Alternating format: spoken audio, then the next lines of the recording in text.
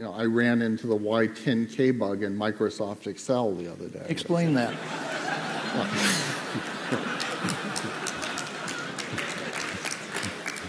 There will be Microsoft stories for the next 10,000 years.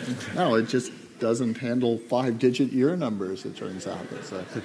How did this express itself? Well, I was building a spreadsheet calculating the position various years would be in different times, and crashed, it did it wrong. So I think in the design of the clock, certainly every day I run into specific things. I mean, for example, the global warming, which is kind of this abstract discussion.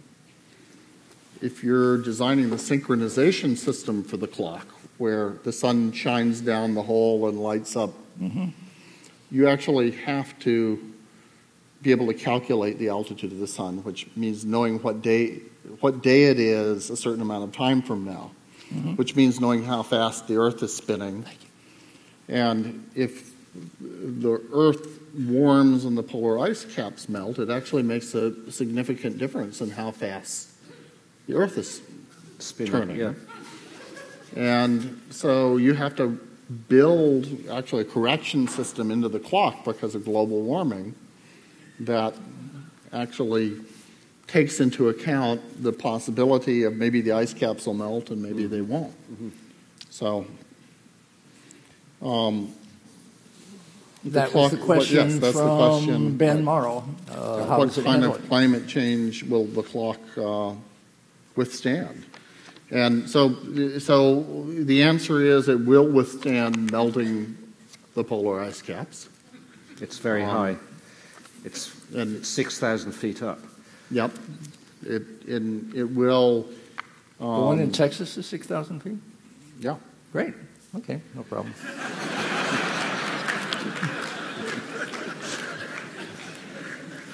And it's designed to, for example, handle big changing weather patterns. It doesn't need a sunny day except once every 10 years or so. So it is designed with the assumption that there will be things like volcanic eruptions, that you don't get a clear sky for 10 years. It is designed to assume that the average temperature may get hotter or colder in the area that it is. Rain, we're designing it in a desert, but it may get a lot more rainfall, so we're taking that into account.